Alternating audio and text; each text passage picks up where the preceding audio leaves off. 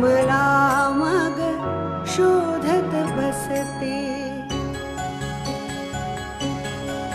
बोल मला तू हळुवार काही, सांग भले तू माझा नाही. कलियुगातली मी मीराबाई, मौनातले हे शब्द बोलके तुझ्यानी माझ्या ओठे हलके. असुनी ननी अश्रू पोरके. क्षणात आता सरतील लाटा, पक्षी घराच्या धरतील वाटा. देईल हात तुझी अस्मिता, अस्मिता, अस्मिता, अस्मिता. बाबा तिच्याकडे असं काय आहे की आपण हे मुकाटपणे सहन करायचं? आदित्य सहन करतोय ना बाबा. आदित्य तो सहन करतोय, त्या अर्थी नक्कीच अशी काहीतरी गोष्ट आहे जी तिला असं वागायला बळ देते.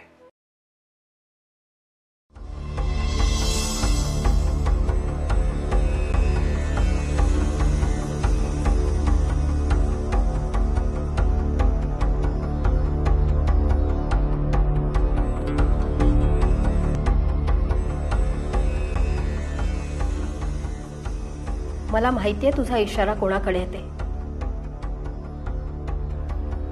जे तुला विसरलेत त्यांची का काळजी करतोस तू? भोगू दे, भोगू दे सर्वांना. भोगल्यामुळेच अहंकार नष्ट होईल, नाहीतर यांना वाटेल की ह्यांच्यामुळे जग चालतंय. मला तर हसू येतं त्यांच्या या परिस्थितीकडे बघून. काय समजतात कोण हे स्वतःला? त्यांना म्हणावं आता तरी शरण या, नाहीतर पस्तावाल.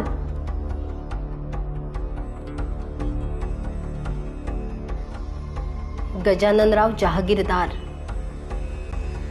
तुम्हीच शिकवलेत ना आम्हाला, कितीही मोठं संकट आलं तरी डगमगून जायचं नाही, देवाचा धावा करायचा नाही. का? काय मिळवलं? बघा जरा, घरातल्या प्रत्येकाच्या अंतरंगात डोकावून बघा. प्रत्येक जण देवाचंच नाव जपताना दिसेल तुम्हाला. अजूनही वेळ गेली नाहीये. तुम्ही शरण जा, नाहीतर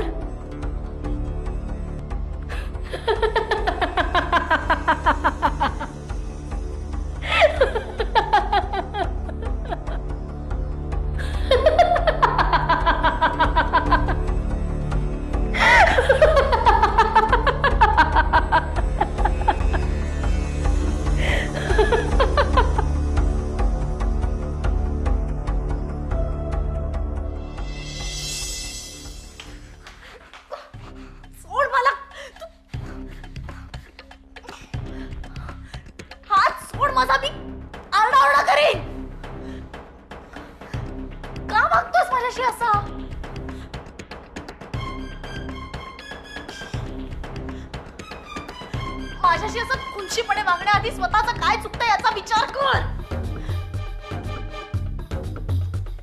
हात सोड. ऐकतोयस का तू? आजपर्यंत तुझं खूप ऐकून घेतलं, नाही फक्त तुझंच ऐकलं. पण आज जर हे तोंड बंद नाही केलं ना, तर मला तोंड दाखवायला जागा उरणार नाही.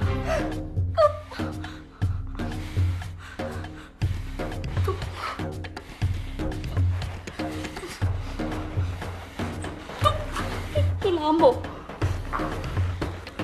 तू लांब हो, तू हात सोड. अस्मिता, अस्मिता.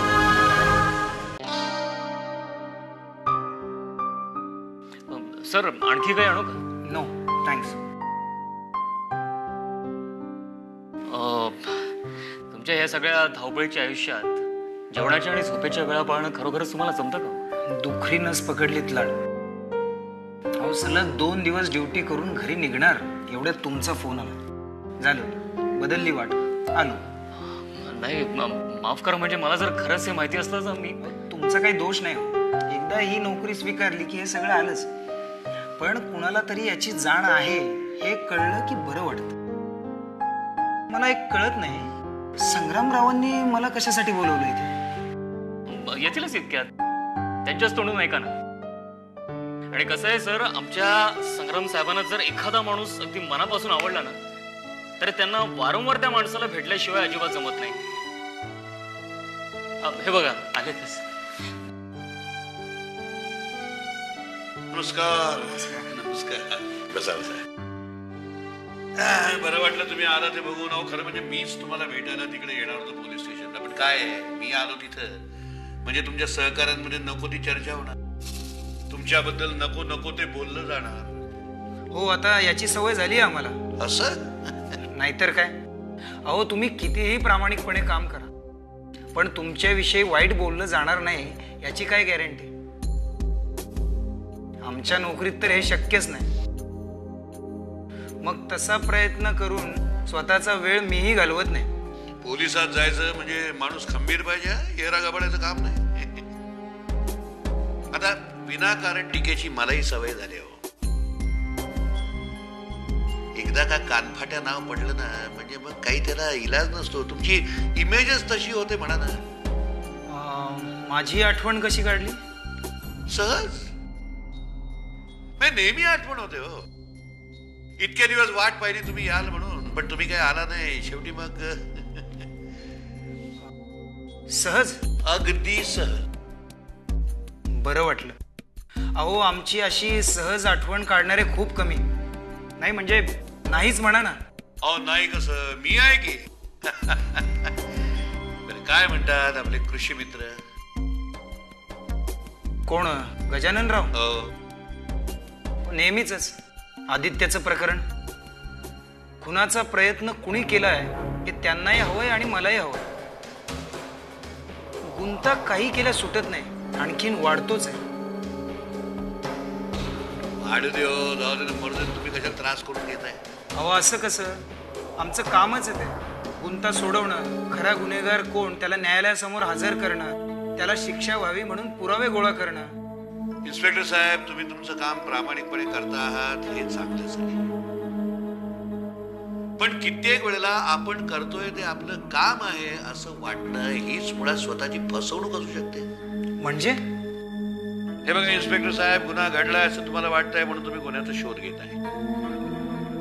समजा उद्या तुम्हाला असं कळलं की गुन्हा घडलेलाच नाही, कुणीतरी नाटक करतंय फसवणुकीसाठी, तर नाटक? कोण करेल नाटक? आदित्य. हो. अहो पण कशासाठी? सहानुभूती मिळवण्यासाठी. अहो सहानुभूती मिळवण्यासाठी कुणी आत्महत्या करेल का नाही? हे बा, हा आदित्य काही सामान्य घरातला सामान्य मुलगा, मुळात तो एक गुन्हेगार आहे, बरोबर? आता या प्रकरणामध्ये हा जर गेला असता तर समाजातला एक गुन्हेगार कमी झाला म्हणून आपल्याला आनंदच वाटायला हवा होता. ते बाजूला राहूया. आता हा प्रतिष्ठित घरातला असल्यामुळं या ड्रग प्रकरणामध्ये याच्या घराण्याची जी बदनामी झाली ती लोकांनी विसरावी म्हणून त्यांनी हा डाव रचला नसेल. कशावर डाव? डाव पण काय कसलं पण आणि बीन घेऊन बसताय? कशाला या सगळ्यामध्ये ताकद आणखीन वेळ फुकट घालवताय तुम्ही इन्स्पेक्टर साहेब? त्यापेक्षा हा वेळ तुमच्या घरच्यांना द्या, घरचे दुवा देतील तुम्हाला. अहो पण नाटक करण्यासाठी कोणी विष घेईल? केवढा मोठा धोका आहे त्यात. एवढा जीव नकोसा झालाय आदित्यला. त्याच्या पोटामध्ये विष सापडलं याची 100% गॅरंटी आहे मला, कारण माझे सहकारी त्यावेळी हॉस्पिटलमध्ये हजर होते.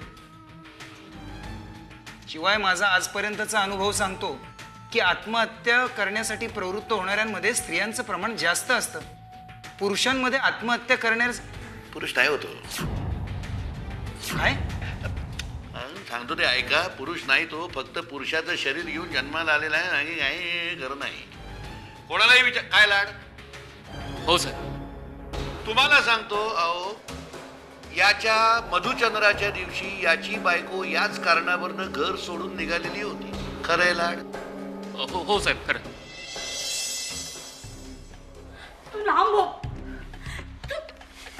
आत नको लावू मला. तू हे सगळं काय चालवलंयस? ते तू ठरवायचंयस. तुला नाही सांगता येत? नाही सांगायचंय मला ते. हा अधिकार तुला कोणी दिलाय? तू माझी बायको आहेस. बायको. हे बघ, मी तुला हिणवत नाहीये, पण सगळं विसरते. कसं शक्य आहे? तुला विसरावं लागेल. मी तुला ते विसरायला लावेन. माझा नाही विश्वास बसत आहे. थोड्या वेळाने बसेल ना. मला वाटतं तू फक्त आव आणतोयस. वाटू देत. मला तुझ्याविषयी तसं काही वाटत नाही आता. वाटेल. हा, त्यानंतर गजाननरावांनी अर्धी प्रॉपर्टी हिच्या नावाने करून देऊन हिची समजूत काढून हिला घरामध्ये ठेवली. खरंय लाड? हो खरंय सर. मग लोकांपासून लपलो, स्वतःपासून कसं लपवणार? शेवटी मनाला कुठेतरी टाचत असेलच का नाही ते? आणि मग या सगळ्यातनं समजा तो आत्महत्या करायला जर प्रवृत्त झाला तर काही नवल नाही. काय खरंय का नाही लाड?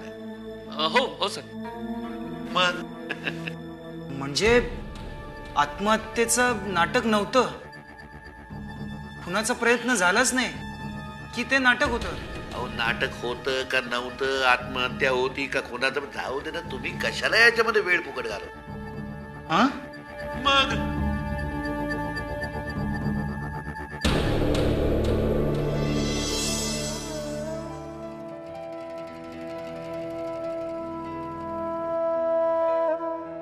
रागावलीस?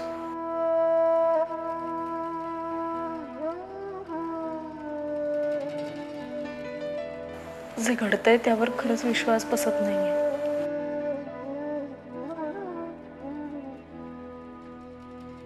एवढी क्रूर थट्टा कोणीच केली नसेल कुणाची.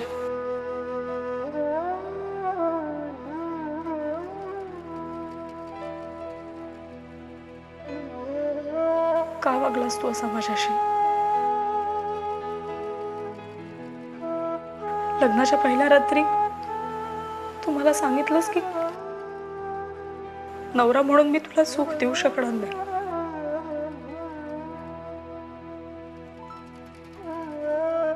विचार केला होतास माझ्या मनात काय आलं असेल तेव्हा?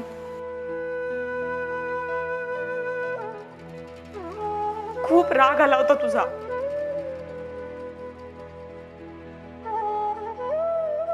वाटलं होतं की लग्नाआधी जर माणसाला सगळं माहिती होतं तर का फसवलं त्यांनी मला?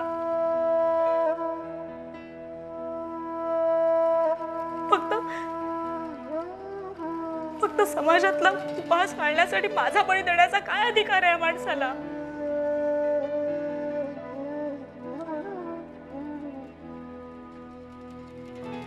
विचार करून तुझं डोकं भंडावून जायचं माझं. पण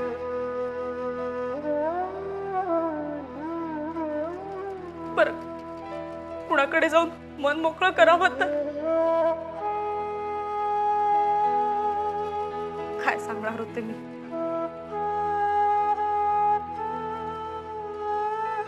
त्यामुळे विचार करून काय करायचं हे ठरवता आलं नाही की फक्त तुझा राग करणं आणि स्वतःला कामात गाडून देणं एवढंच शक्य होतं मला. आणि तुझा राग घरातल्या बाकी सगळ्यांवर काढला मी. काय वाटलं असेल तेव्हा त्यांना?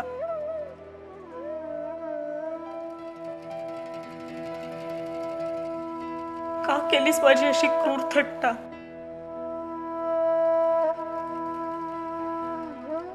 खूप त्रास दिला ना मी तुला. सॉरी.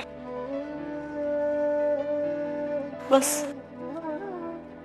सॉरी म्हटलं की झालं? तसं नाहीये तिजो, तसं नाहीये. हे बघ, जे काही घडलं तसं घडायला हवं अशी माझी इच्छा होती का? खरंच तुला त्रास द्यायचा माझा हेतू नव्हता आणि तू म्हणतेस तशी मला तुझी थट्टाही करायची नव्हती.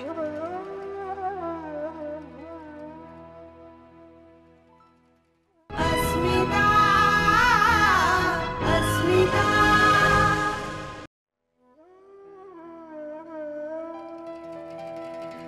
आधी अरे बोल ना आता तरी.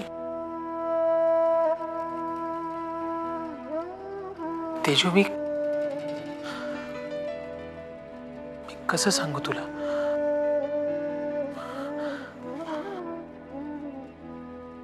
लग्न आधीपासूनच मला तुला एक गोष्ट सांगायची होती.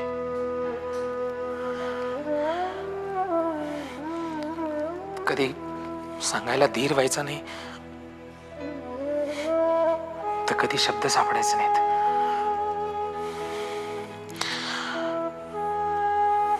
वर असंही वाटायचं की जरी मी तुला सांगू शकलो तरी सुद्धा त्यावर तुझी प्रतिक्रिया काय असेल ही भीती अक्षरशः मला पोखरून काढायची. तेजू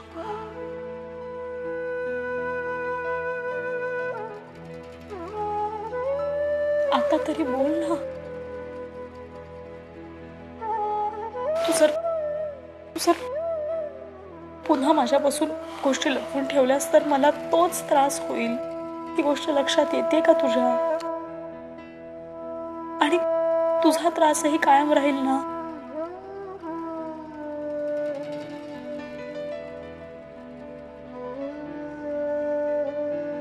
तेजू तेजू मला भीती वाटते. टेन्शन आलं.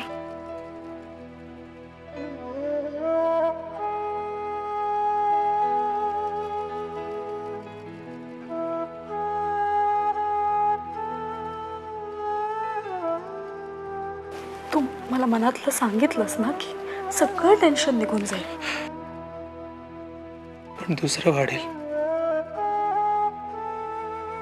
म्हणजे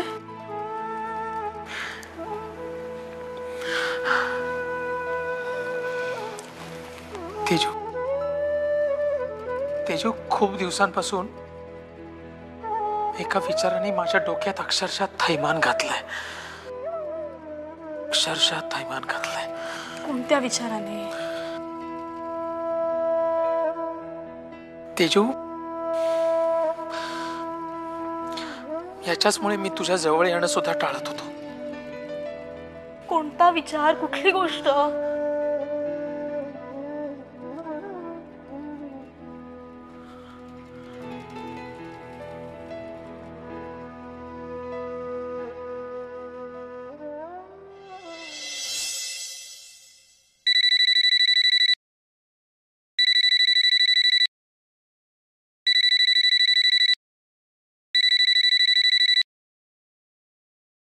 बोला, आज कशी काय आठवण झाली?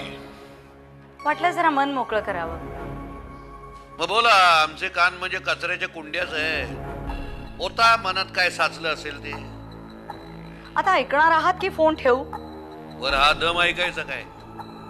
बोला. कुठल्याही स्वाभिमानी माणसाला दिवसेंदिवस या घरात राहणं अशक्य होत चाललंय. एक सांगू का? नको म्हटलं तर ऐकणार आहात का? बोला. आपण स्वाभिमानी आहोत असं म्हणून आपला स्वाभिमान सिद्ध होत नाही कधी. आपला स्वाभिमान समोरच्याच्या गालावर उमटायला पाहिजे. आता हा उपाय अतिरेकी वाटत असेल तर मग दुसरा उपाय आहे, आपला गाल त्याच्या समोर करायचा.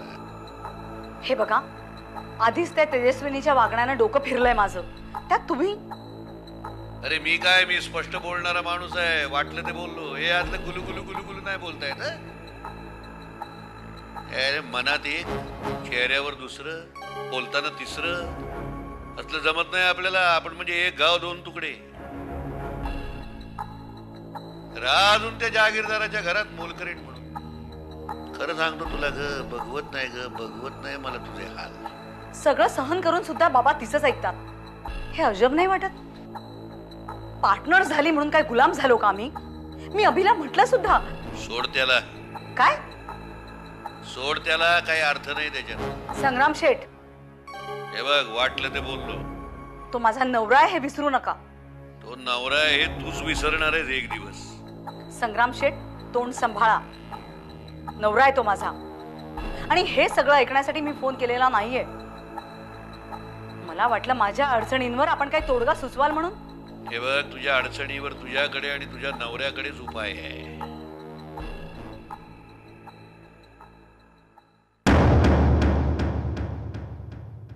जळता जळता एक ज्योती अंधाराला सांगत होती, होती सच्ची माझी प्रीती. क्षणात आता सरतील लाटा, पक्षी घराच्या ठरतील वाटा. देईल हात तुझी अस्मिता.